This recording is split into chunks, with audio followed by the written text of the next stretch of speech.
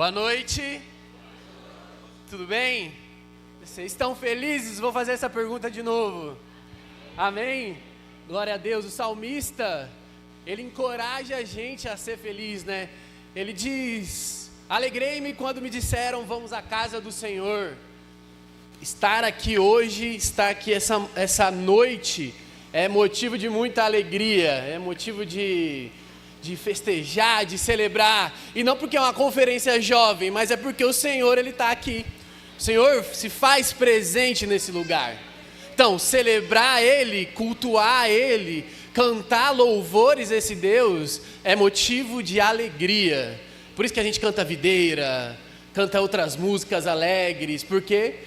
Porque o Senhor é um Deus alegre, é um Deus presente. Amém? Vocês estão felizes? Amém. Eu sou Felipe, eu sou pastor da Onda Dura Nova Iguaçu. Nome um pouco estranho, mas é uma igreja, pode acreditar, pode crer nisso. Estou aqui com a minha esposa, Emanuele. Como o Júlio acabou de dizer aqui, ela esteve aqui há 2 semanas pregando para os adolescentes. Hoje eu estou aqui pregando para os jovens. Estou ali com o Judá, o pequenininho, com o Timóteo, com a Aurora também. Os meus filhos vieram, estão sentados ali. Nós estamos juntos aqui para poder cultuar ao Senhor com vocês. Amém? É uma alegria muito grande estar vendo jovens ativos, jovens trabalhando, jovens se esforçando para que a igreja do Senhor avance, para que a igreja do Senhor cresça. Isso é motivo de alegria. Meu pastor, numa reunião nessa semana, inclusive, ele disse o seguinte: os jovens são a força motriz da igreja. Isso pode parecer chato e feio, mas é uma realidade. A Bíblia está recheada de exemplos a respeito disso. Por isso a gente tem que fazer o quê? Os adultos, os mais velhos, os anciões, encorajar os jovens a continuar a caminhada do Senhor. Por quê? Porque os jovens, eles são fortes, eles são a força abraçal da igreja. É isso que os textos bíblicos vão dizer. Amém? E é muito bom ver essa juventude trabalhando.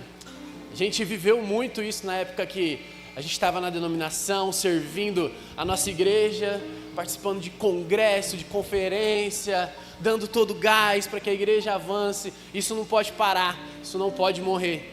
Isso precisa estar vivo no coração da igreja. Para quê? Para que os jovens também sintam isso. Amém? Amém? Amém. Abre a sua Bíblia em Efésios, capítulo 5, verso 8. A gente está pregando aqui a respeito, na verdade a conferência a respeito de ignição é o tema. Nosso irmão abriu já explicando o que significa, né? É o start, é a chave que gira para que algo aconteça. A ignição, ela está ligada à chave de um carro que liga o motor para que ele avance e vá. Então é muito interessante essa reflexão a respeito desse tema, ignição, uma virada de chave. Virada de chave para quê? Para onde? Para que lugar?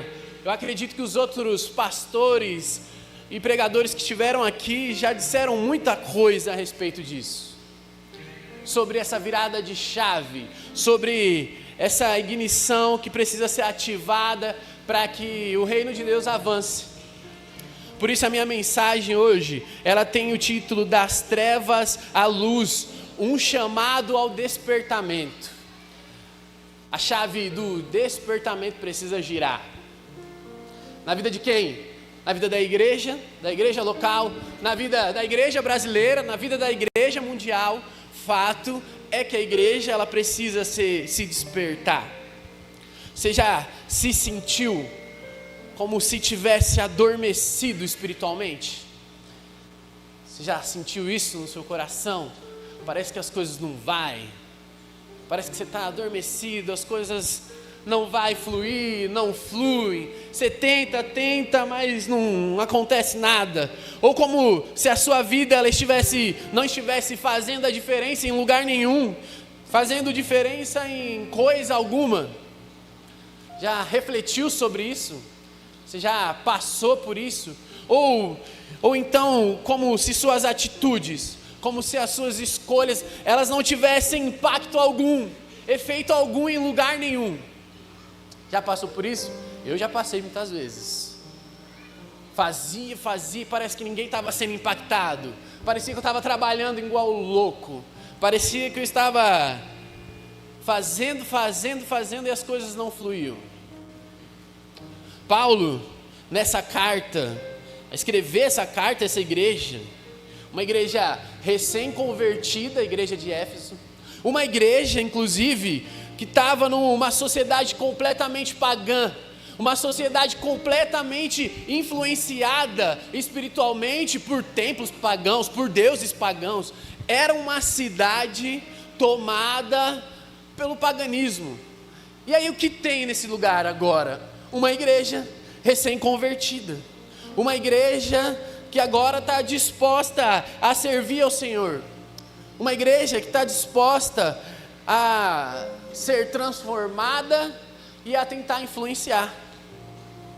A gente não foi feito para viver em trevas, a gente não foi feito para viver na escuridão, mas o texto bíblico que a gente vai ler vai mostrar que a gente foi chamado para ser luz, para brilhar. O texto no verso 14, por exemplo, ele vai chamar essa igreja recém-convertida, que estava ali onde a influência pagã era muito grande, ao despertamento. Paulo, ele vai dizer o seguinte: desperta tu que dormes, levanta-te dentre os mortos e Cristo resplandecerá sobre ti. Nós vamos falar sobre essas duas coisas, trevas e luz, e um despertamento que a igreja precisa viver. Despertamento a ser luz, a brilhar, a influenciar, a impactar gerações, a impactar os lugares onde a gente anda, onde a gente vive. Essa igreja, a igreja de Éfeso, como eu disse, uma igreja recém-convertida, tinha judeu, tinha gentil, tinha influência pagã, tinha influência judaica, pessoas com culturas diferentes, pessoas muitas vezes imersas em outras práticas. E o que Paulo precisa fazer? Exortar esses irmãos a algo que é mais importante. O que Paulo faz é dar alguns conselhos práticos a respeito de como eles deveriam viver a sua vida, de como eles deveriam impactar o local onde eles estavam. Se a gente quiser expandir mais, como eles devem impactar o país onde eles estavam, o mundo onde eles viviam. A carta de Efésios, ela é separada em duas partes. A primeira é Paulo construindo toda a teologia a respeito de Cristo, a respeito do Evangelho, a respeito dessa mensagem poderosa que entrou no coração daquelas pessoas, que entrou no seu coração inclusive. E depois o que ele faz? Depois de apresentar esse evangelho maravilhoso da cruz de Cristo, de quem ele é, do quão poderoso ele é, do quanto a graça do Senhor é salvadora na vida daquelas pessoas, ele dá conselhos práticos. E aqui ele usa algumas metáforas, trevas e luz. Trevas, a vida anterior que você vivia. Trevas é a cegueira espiritual que aquelas pessoas estavam, ou que um dia você esteve também. Trevas, muitas vezes como práticas imersas em filosofias pagãs, filosofias várias. E o outro contraste dessa metáfora é a luz, agora a nova vida em Cristo, a esse Deus maravilhoso que transforma, que restaura, essa prática visível de bondade, justiça e verdade que a gente vai inclusive falar hoje agora aqui. Você está com a Bíblia aberta? Amém? Vamos ler? O texto diz o seguinte: pois vocês eram trevas, mas agora são luz no Senhor. Viviam como filho da luz, Vivam como filhos da luz, pois o fruto da luz consiste em toda bondade, toda justiça e verdade. E aprendam a discernir o que é agradável ao Senhor. Não participem das obras infrutíferas das trevas, antes exponham-nas à luz, porque é vergonhoso até mencionar o que eles fazem em segredo. Mas tudo o que é exposto pela luz torna-se visível, e tudo o que se torna visível é luz. Por isso diz: desperta, ó tu que dormes, levanta dentre os mortos, e Cristo resplandecerá sobre ti. Vamos orar?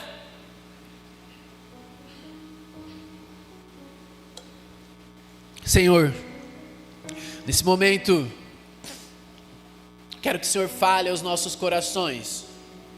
Quero te pedir que o Senhor toque aqui, inclusive em mim, que o Senhor possa restaurar corações, despertar pessoas que estão dormindo, pessoas que estão tristes, abatidas, devido à caminhada da vida, que elas possam lembrar que o Senhor está com elas.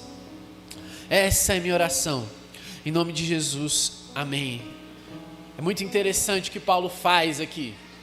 Ele começa essa perícope, essa parte do texto dizendo o seguinte: pois vocês eram trevas, mas agora são luz. Sabe o que é interessante? Paulo ele não está falando assim, olha, vocês antes andavam nas trevas, vocês corriam nas trevas, vocês viviam aí no pecado, nas trevas, fazendo coisas erradas, coisas más, ouvindo vários filósofos, falando um monte de coisa. Mas o que Paulo diz é uma coisa totalmente diferente. Parece que não, mas é. Ele diz: antes vocês eram trevas, antes vocês eram, e não vocês viviam. O que ele estava dizendo é que você era, não tinha a ver com a ação sua, não tinha a ver com a ação daquelas pessoas, com a prática pecaminosa daquelas pessoas. O que Paulo está apontando aqui é o seguinte: vocês eram, está na sua natureza. Ele está olhando para a igreja de Éfeso e está falando assim: antes, a sua natureza, antes, o que tinha dentro de você, antes o que você respirava era trevas. Você era trevas. É isso que Paulo está dizendo.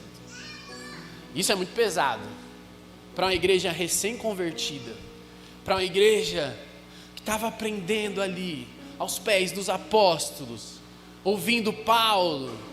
Tinha Timóteo como o seu pastor. O que ele ouve é: vocês eram trevas. Mas ele diz alguma coisa mais também: agora vocês são luz, agora vocês brilham no Senhor.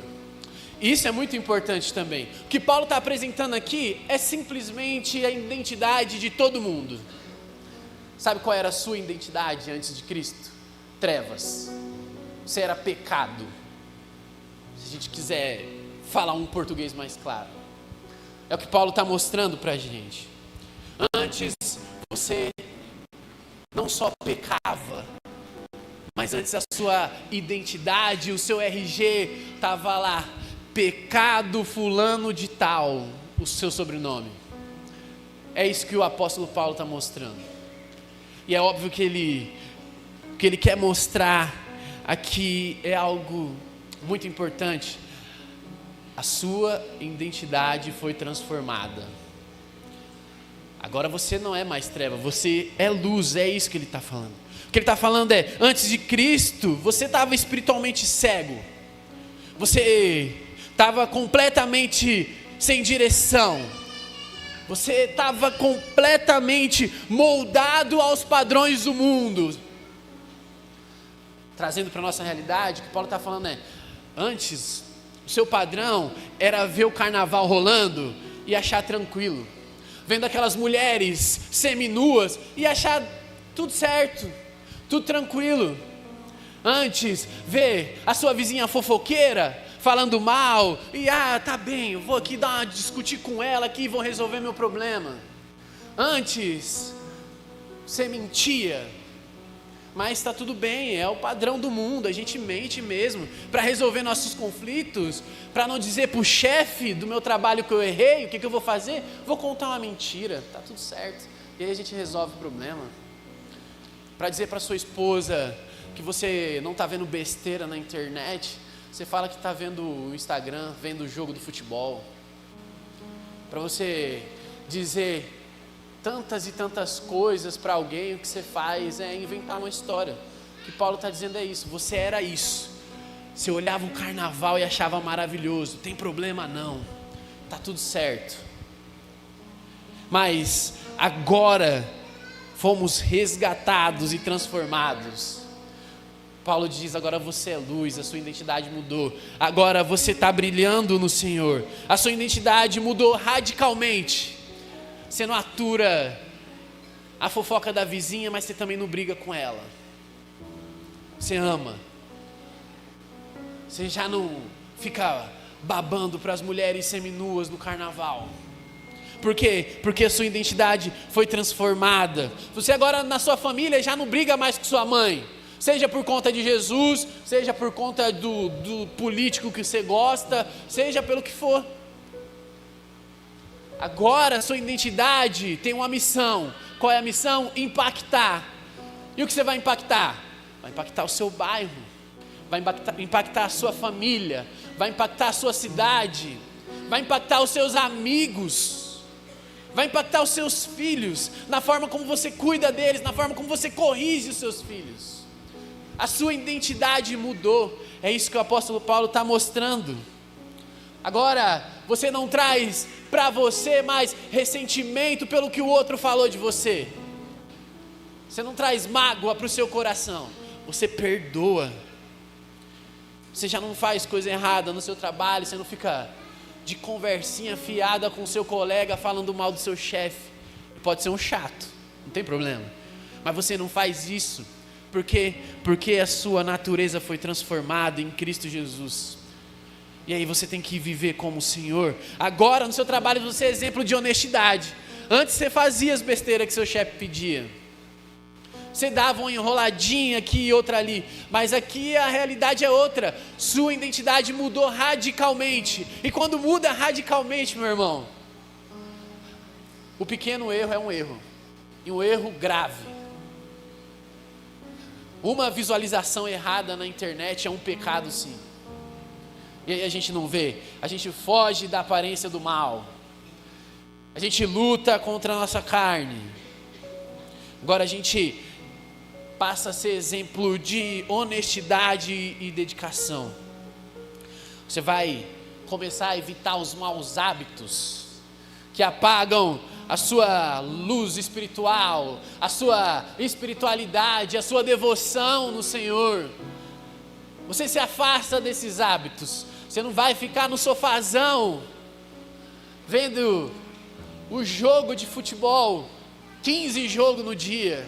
A gente que gosta de futebol sabe como é. A gente vê campeonato inglês, espanhol, francês, vê o futsal, vê o jogo da várzea. Tá passando futebol, a gente vê. Mas agora você é crente, a sua natureza mudou.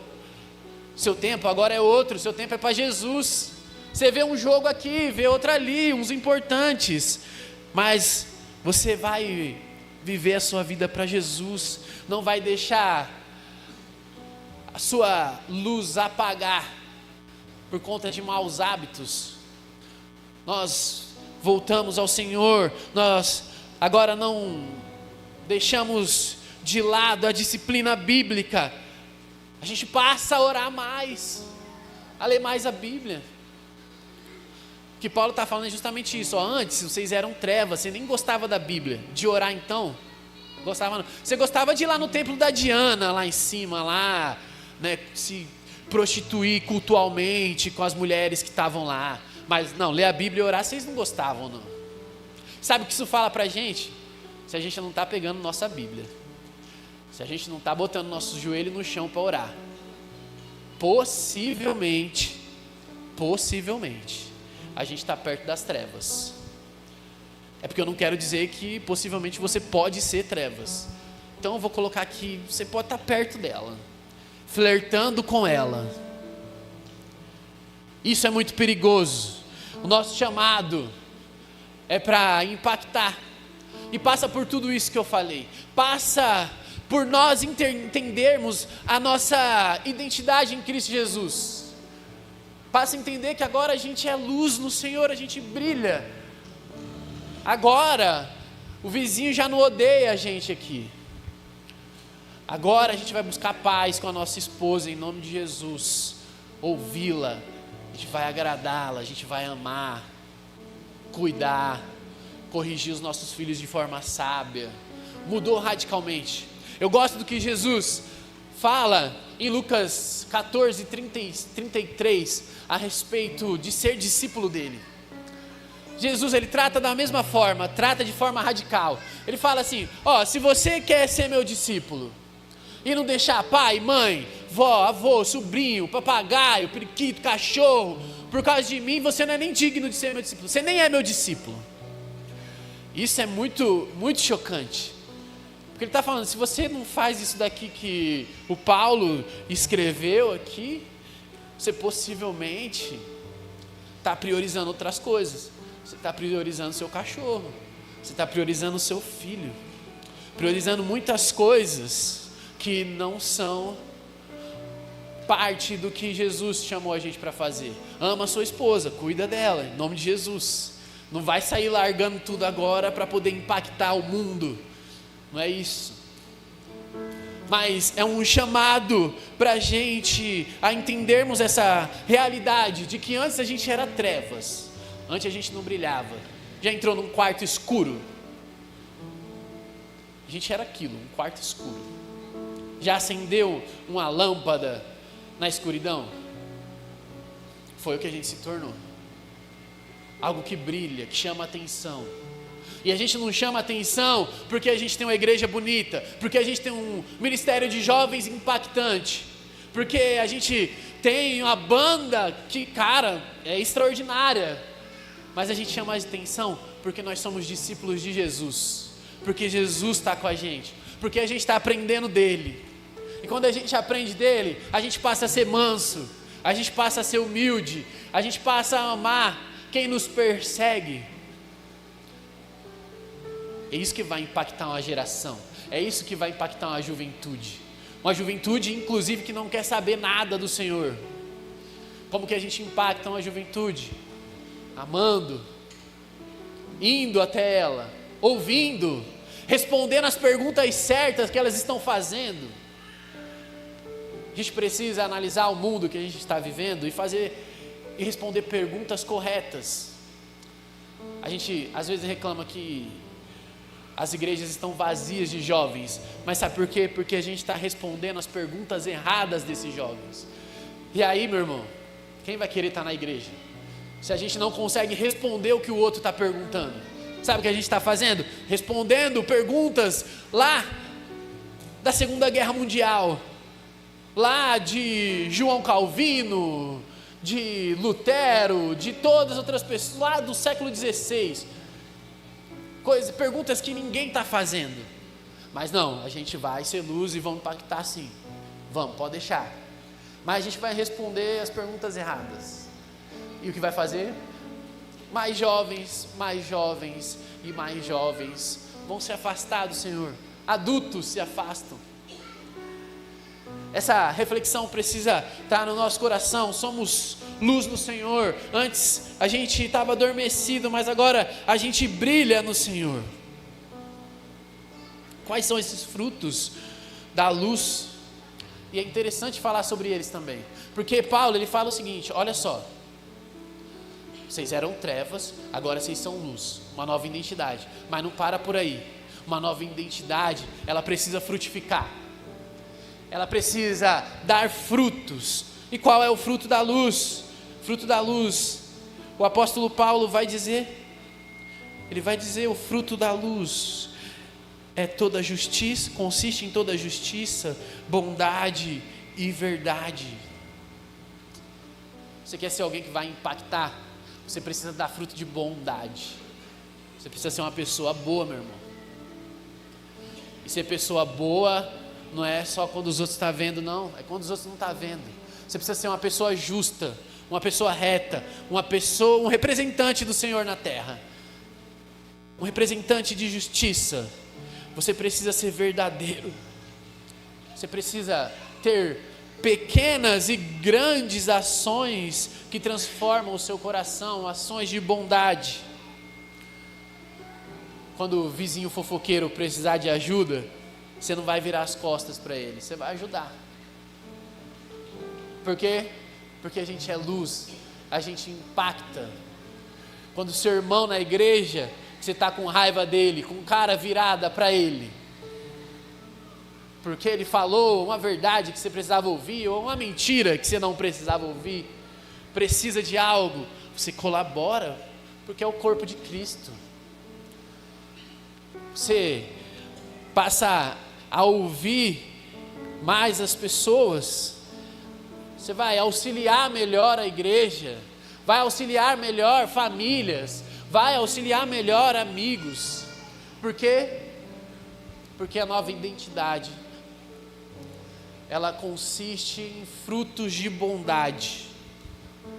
Você vai fazer todos esses frutos de bondade sem querer nenhum reconhecimento. Não é para você ser o ministro de louvor que você vai ser bom. Não é para ser o líder de jovens bacana que você vai ser bom. Não é para ser o diácono mais querido da igreja que você vai trabalhar de forma bondosa, cuidadosa. Não é para ser o melhor líder, o melhor pastor que você vai ser uma pessoa boa, mas porque isso faz parte da sua identidade em Cristo Jesus, porque essa é a luz de Jesus brilhando para impactar a igreja, porque essa é a luz de Jesus brilhando em você para impactar o bairro, a cidade, a nação. É a luz do Senhor brilhando. Você vai ser justo porque você agora brilha a luz do Senhor. Você vai agir com integridade, sim, com honestidade, dentro da igreja, fora da igreja. Você não vai tramar mais nada com ninguém para conseguir o cargo de alguém, seja no trabalho, seja na igreja local, seja em qualquer outra área que você está. Por quê?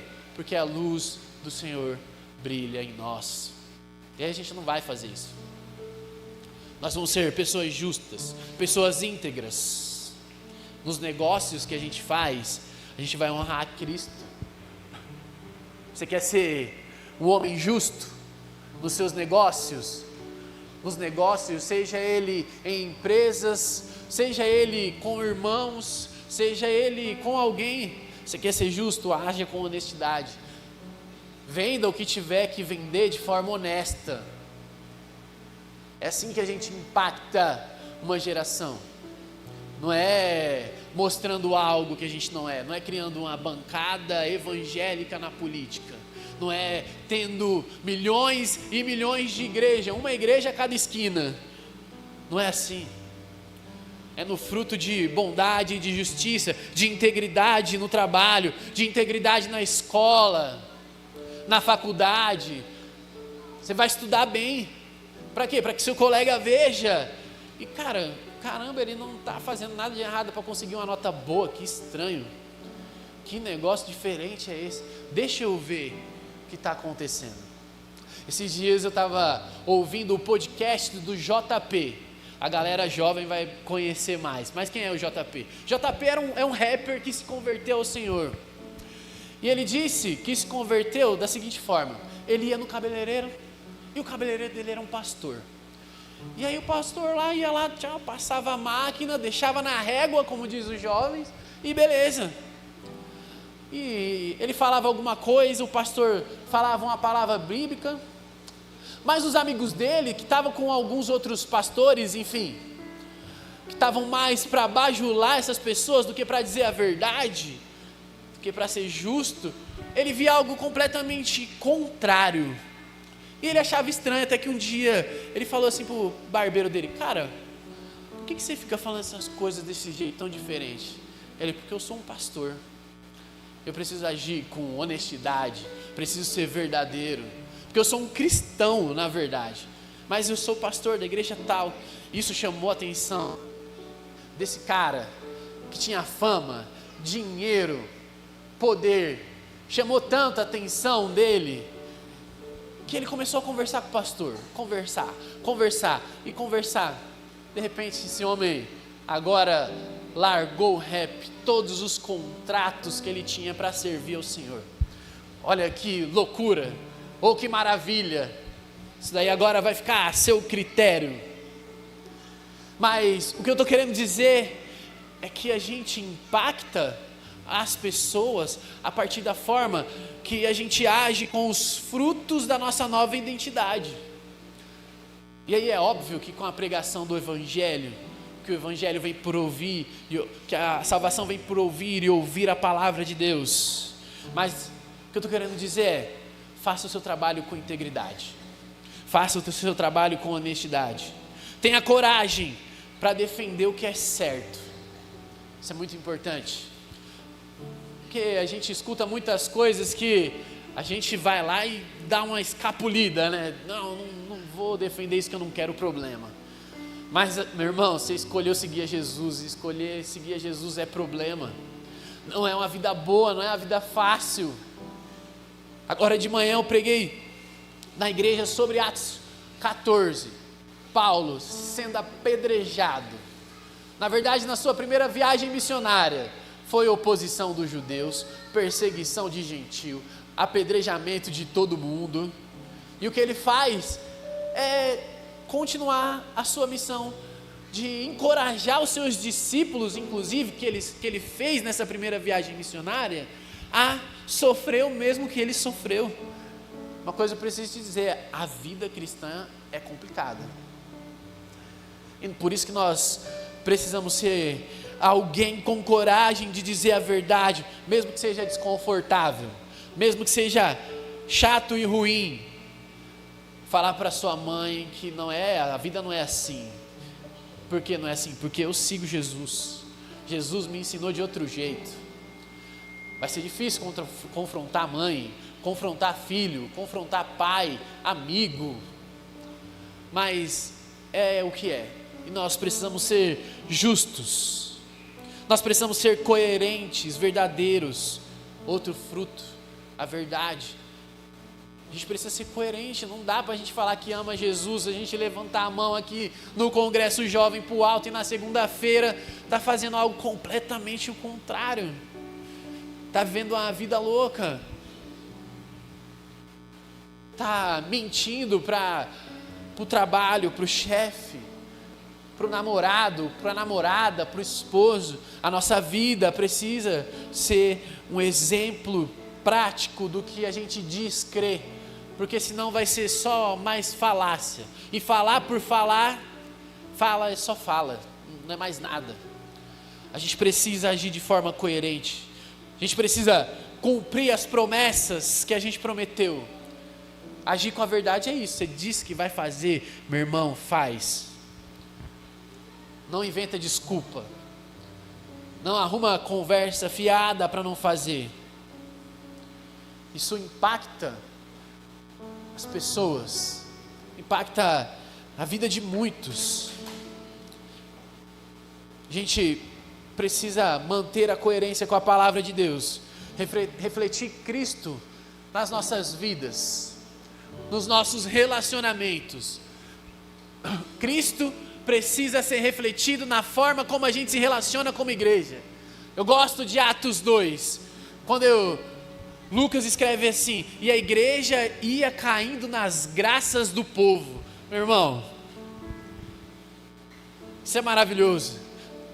Estava todo mundo em comum, todo mundo unido com o mesmo pensamento. Não estava um pensando, eu vou fazer uma coisa, eu acho que é desse jeito. Não, eu acho que tem que ser amarelo. Não, eu acho que tem que ser preto, vermelho, rosa. Estava todo mundo pensando em comum, em Atos. E essa comunidade que pensava tudo em comum, caiu na graça do povo. E o que aconteceu? Pessoas vieram a se chegar ao reino de Deus, pessoas foram convertidas. Pedro prega, e o que acontece é 3.000 pessoas se convertendo. Depois ele prega de novo mais 2.000. Daqui a pouco já tem uma mega igreja, logo no começo de Atos, uma igreja com 5.000 membros. e vários grupos pequenos espalhados ao redor de Jerusalém. Por quê? Porque precisa agir com a verdade, a gente precisa refletir o que a gente fala. Mas ninguém se converte. A gente prega e não se converte. Talvez, bem possível, nós estejamos não tão unidos como deveríamos. Talvez a gente não está na graça do povo. Talvez o povo está olhando para a gente, falando assim: aquela igreja lá, só problema. Dá não. Aquela igreja, a minha, da parede preta, como o pessoal costuma dizer, não dá não. Por quê? Porque não existe nada em comum, não existe verdade. Se não existe verdade, meu irmão, as coisas ficam difíceis, sabe por quê? Porque Jesus diz: eu sou o caminho, a verdade e a vida. Jesus é a verdade. Se não existe verdade na igreja, não existe Jesus. Se não existe Jesus, o que a gente vai impactar? O quê? Provavelmente nada, ou algumas pessoas, porque estrutura, ela é boa, ela ajuda a agariar gente, trazer mais gente para a igreja crescer, ajuda muito, se ajuda, e eu falo isso por experiência própria, mas uma estrutura sem Jesus, ela é um clube que paga a sua mensalidade nos dízimos e nas ofertas e segue vivendo, e aí o mundo olha para a gente como se a gente fizesse parte dele, e não que fosse uma coisa à parte, que brilhasse no meio de trevas. Isso a gente precisa refletir. A gente precisa refletir se estamos sendo coerentes ao que o Senhor está chamando a gente para fazer como igreja local. A gente precisa refletir sobre isso. Uma lâmpada sem luz, ela não vai cumprir a sua função. Não vai. Se a gente cortar a energia aqui, o que vai acontecer? Vai ficar tudo escuro. Agora imagine uma igreja sem a luz que é Jesus, sem uma identidade de Cristo. Não vai servir para nada. A gente vai ficar aqui ano após anos. E o que vai acontecer é que provavelmente pode encher, provavelmente pode esvaziar, provavelmente pode impactar um ou dois. E vai ser isso. Aí a gente vai ser... Jesus vai falar com a gente igual falou com algumas igrejas lá em Apocalipse. Então é uma reflexão que nós precisamos fazer. Cristo precisa brilhar em nós. A gente precisa se perguntar se as nossas atitudes estão sendo a atitude de quem vive na luz, de quem é luz, ou de quem está brilhando, de quem está nas trevas e não está brilhando. A gente precisa perguntar se nós, inclusive, estamos sendo pessoas intencionais a respeito disso. Próximo ponto. Paulo chama a igreja a despertar. E ele diz: não participem das obras infrutíferas das trevas, antes exponham-nas à luz do Senhor. Ele continua: por isso, diz: desperta, ó tu que dormes, levanta-te dentre os mortos, e Cristo resplandecerá em ti. Paulo, ele está chamando a gente a uma ação agora. Está chamando a gente a viver o que nós costumamos dizer. Está chamando a gente a um despertamento. Está chamando a gente, inclusive, a confrontar as trevas, a brilhar em meio às trevas, a confrontar o mal com sabedoria, confrontar a maldade com inteligência santa, não se conformar com esses padrões que ferem. Como que a gente faz isso? Como que a gente confronta? A gente expõe o pecado à luz. A gente já não compactua com as fofocas. E tem crente fofoqueiro que gosta de uma fofoca. Eu conheço muitos, rapaz. Tenho que cuidar de tanta gente fofoqueira na igreja. Coisa que a gente deixa passar batido. Mas é pecado. É compactuar com as trevas. Ah, não, porque o fulano de tal, ele não canta bem e o louvor fica muito ruim. Ah, não, mas a fulana, ela cuida das crianças, nossa, mas ensina mal demais. E fica aquele emaranhados de fofocas, que a gente chama de crítica construtiva, que na verdade é destrutiva. A gente tem que tomar cuidado e rever as nossas identidades e expor à luz os pecados. A gente tem que falar assim: carnaval é pecado, é uma imoralidade completa. Isso é até fácil falar, mas a gente precisa chamar o irmão de fofoqueiro, falar que ele está pecando, que está errado, confrontar a luz. A gente precisa falar com o irmão mentiroso que ele é mentiroso, que ele tem que parar de mentir, que ele tem que converter o coração dele à verdade. Por quê? Porque as trevas precisam ser expostas à luz. A gente tem que chamar a atenção daquele irmão imoral que fica vendo coisa errada no Instagram, para não dizer outro site. A gente tem que chamar a atenção. Sim, você está errado. Você tem que amar a sua esposa, procurar a sua esposa, respeitar a sua esposa. Você, esposa, tem que parar de ser chata. É pecado ficar perturbando o marido por qualquer coisa. Menino não pode ver um jogo de futebol sentado. Você já reclama. Você não vai ficar rico vendo futebol. Não vai, mas vai dar alegria. Deixa o homem ver o jogo. Não deixa ele ver 10, é óbvio, mas deixa ver o jogo do Flamengo. É pecado perturbar o marido. É pecado desrespeitar a esposa. É pecado encher o filho de ira. Corrigir da forma que meu pai me ensinou, não como o Senhor ensinou. Não, a referência no cuidado do meu filho é meu pai. Meu pai, ele sabia o jeito certo de corrigir. Amém, glória a Deus. Talvez seu pai saiba mesmo. Mas nós precisamos olhar para o Senhor nas nossas atitudes gerais. Nós precisamos olhar para Cristo. E mais uma vez, é a partir daí que o impacto acontece. É a partir daí que pessoas são transformadas. Primeiro dentro da igreja, depois no seu bairro, depois no seu vizinho, na rua. É a partir da forma como a gente se relaciona com as Escrituras. Mas não, a gente quer ser luz sem se relacionar com a Bíblia. Isso é muito doido. Conheço muita gente assim também. Fala, não, eu sou de Jesus. Não, Jesus é meu tudo. Mas o cara não conhece nada de Jesus.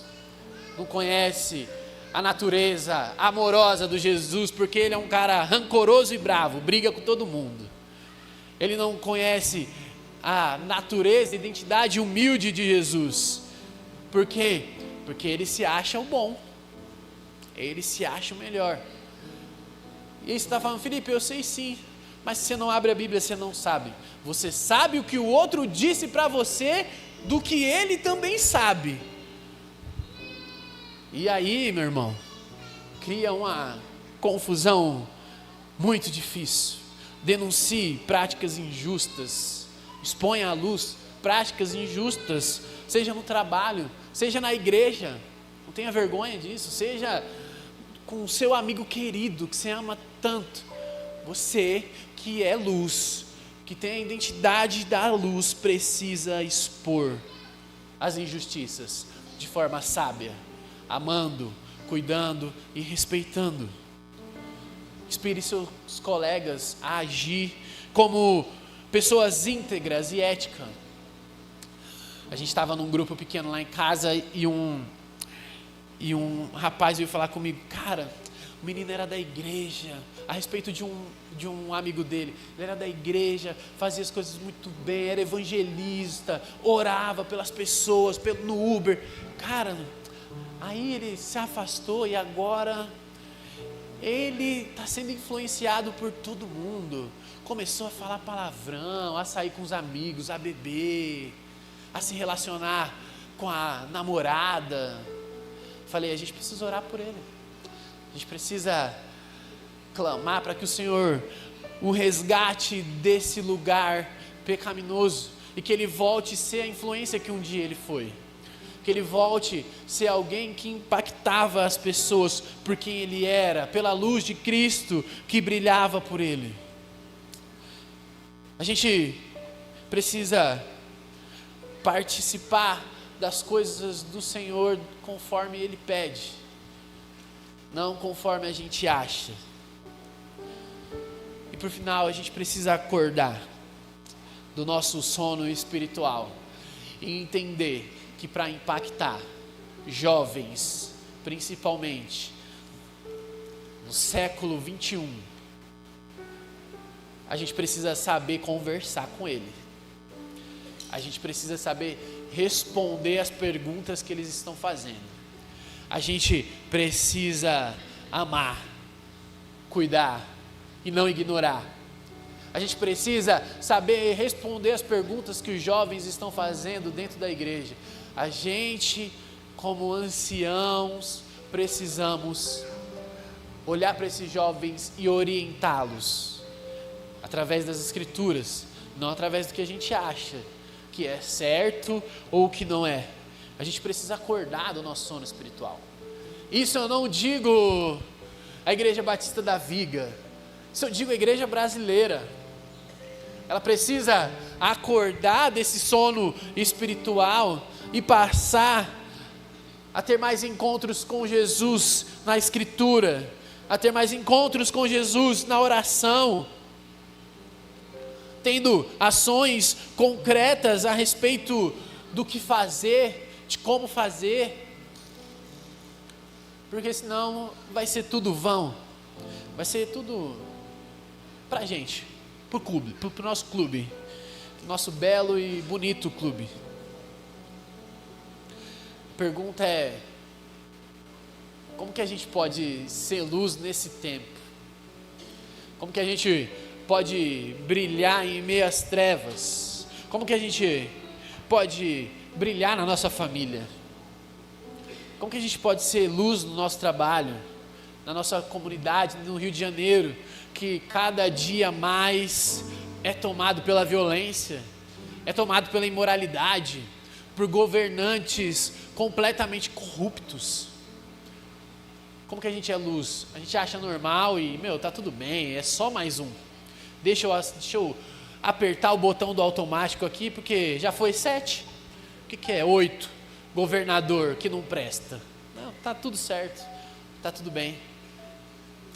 E aí, o Rio de Janeiro vai de ladeira abaixo. Nosso maravilhoso Rio de Janeiro vai de ladeira abaixo, porque a igreja não desperta do sono que ela está. E aí só vê o Rio de Janeiro afundando. Ah, é muita corrupção, eu quero ir embora do Rio de Janeiro. Está muito difícil, muito violento, muito imoral. Mas eu também não oro pelo Rio, eu não oro pelo governador, eu não faço nada para impactar as gerações futuras do Rio de Janeiro. Mas eu quero ir embora daqui, eu quero, porque não presta. Bela luz você é, bela luz. A gente precisa dedicar o nosso tempo em oração, nosso tempo em serviço à igreja, em serviço à comunidade. Nós precisamos ser pessoas que não a sociedade influencia a igreja, mas a igreja influencia a cidade. Era isso que o apóstolo Paulo estava falando. Cara, vocês estão numa cidade pagã. Se vocês não se ligar no que eu estou falando aqui, vocês vão voltar a ser trevas. Se vocês não se ligar que vocês estão aqui no meio de um paganismo, nessa cidade corrupta, corrompida por tudo, meu amigo, vocês vão ser engolidos por ela. E aí eu digo para vocês agora, se você não se ligar nos frutos da luz, o Rio de Janeiro vai engolir você. E aí você não vai poder reclamar do traficante que está batendo na tua porta. Você não vai poder reclamar do governador que está roubando de novo. Você não vai poder reclamar da Câmara dos Deputados. Você não vai poder reclamar das influências de religiões pagãs que estão dominando a cidade. Por quê? Porque você não se ligou, você não despertou. Você não despertou, foi embora, as coisas veio, já era, aconteceu. De repente a igreja, que era para ser igreja, agora é um local de baile funk. Por quê? Porque eu não despertei.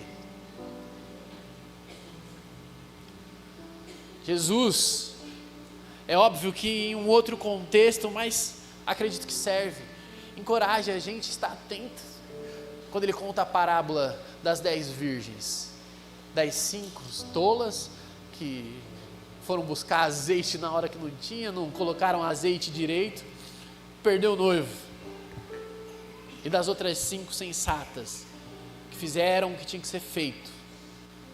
E a gente precisa olhar para essa realidade hoje, inclusive.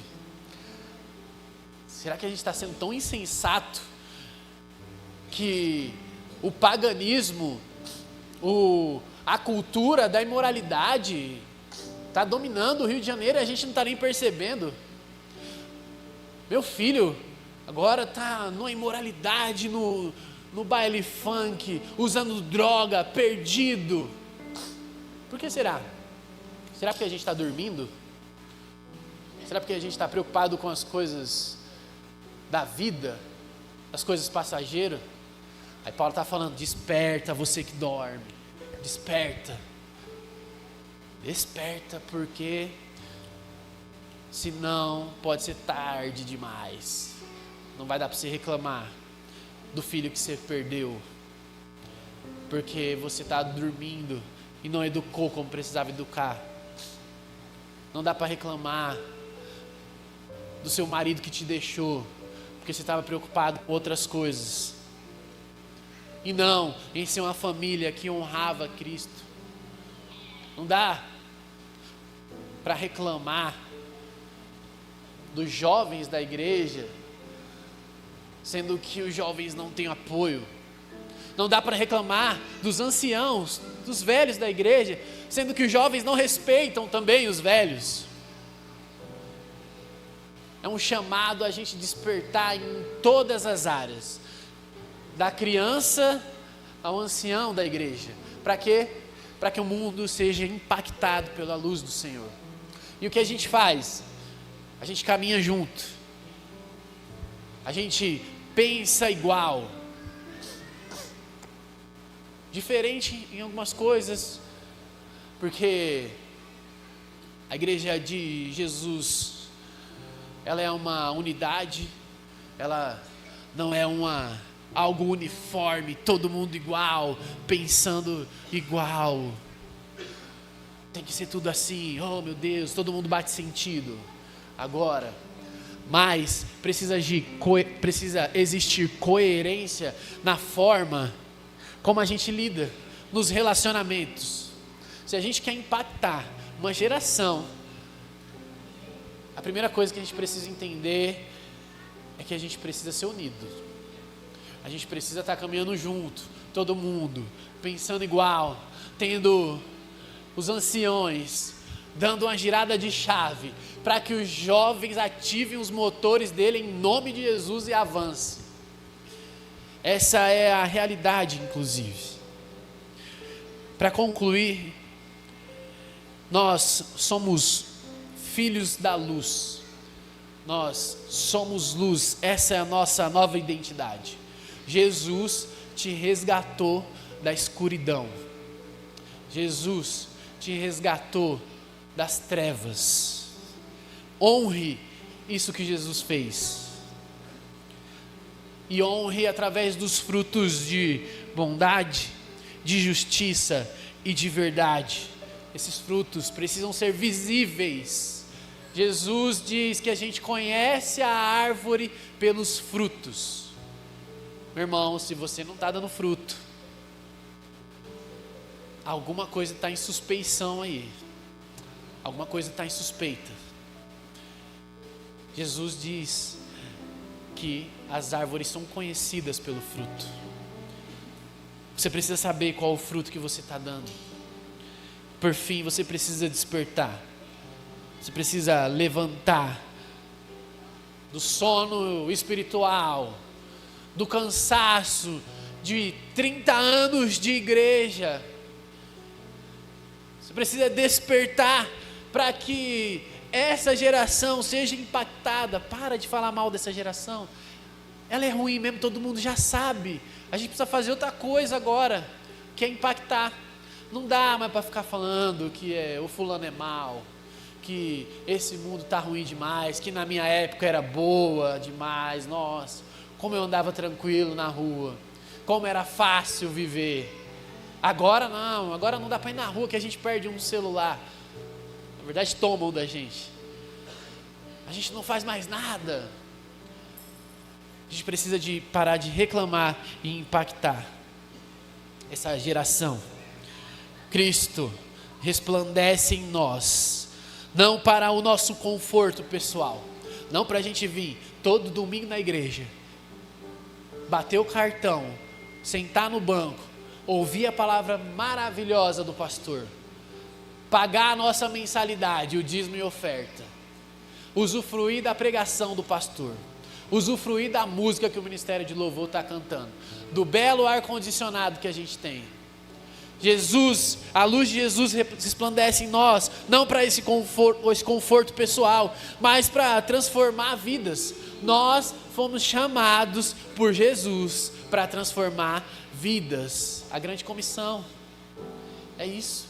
Vai, prega o evangelho para toda criatura, para que ela seja transformada. Depois ensine ela no caminho que ela tem que andar. Vai, batiza ela em nome do Pai, do Filho e do Espírito Santo. É isso que a gente precisa entender. Nós fomos chamados para transformar a vida, não para conforto pessoal. Cada escolha nossa, cada atitude, cada palavra precisa refletir a luz de Cristo. Precisa ser um reflexo da luz do Senhor no mundo. Porque senão, mais uma vez, a gente é só mais um associado de um clube que a gente chama de igreja. Ponto. É isso. E aí a gente vem aqui, coloca aqui as nossas ofertas. Tá tudo certo. Por quê? Porque é tudo entre a gente aqui. O mundo lá fora não é problema meu, mas é problema seu. É problema do jovem. É problema do adolescente. É problema do ancião. É problema. Problema nosso. Porque Jesus deixou essa responsabilidade para nós. E olha que maravilhoso. Agora para os anciões. Para os anciãos. Os jovens estão querendo impactar essa geração. Os jovens não estão querendo ficar dentro da igreja, trancafiado entre eles mesmos. Estão querendo mais vidas convertidas para o Senhor. Eles estão querendo ser luz em meio à escuridão. Como que a gente reage como que a gente reage ouvindo isso, vendo um congresso, uma conferência dessa?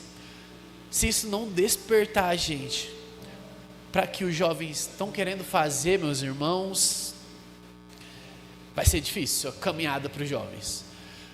Vai ser complicado. Por quê? Porque jovem precisa de apoio. Jovem precisa de orientação, é óbvio, de correção. Mas olha só, eles não querem ficar dentro da igreja. Eles não querem ficar cantando para eles mesmos aqui. Eles querem impactar uma geração. Meu Deus, isso é maravilhoso. Isso é extraordinário. Eles não querem ficar pensando neles. Eles não estão pensando neles mesmos. Isso é maravilhoso. E a gente precisa despertar para esse chamado maravilhoso de impactar gerações. Amém? Vamos orar? Senhor, nesse momento eu quero agradecer por essa força motriz que são os jovens dessa igreja, Senhor. Não deixe eles serem desencorajados, Senhor, porque eles acham que não podem fazer, eles acham que não são capazes, Senhor, mas que eles possam entender que é o Senhor que dá força, vigor e esperança, Senhor, para poder caminhar e desfrutar nessa geração tão corrupta e trevosa, Senhor. Continue sendo a força motriz dele. Continue agindo no coração dos irmãos dessa igreja, dos irmãos mais velhos, para que eles sejam, Senhor, um suporte para que esses jovens caminhem na verdade, caminhem na fé e impactem, Senhor, outras pessoas, Senhor.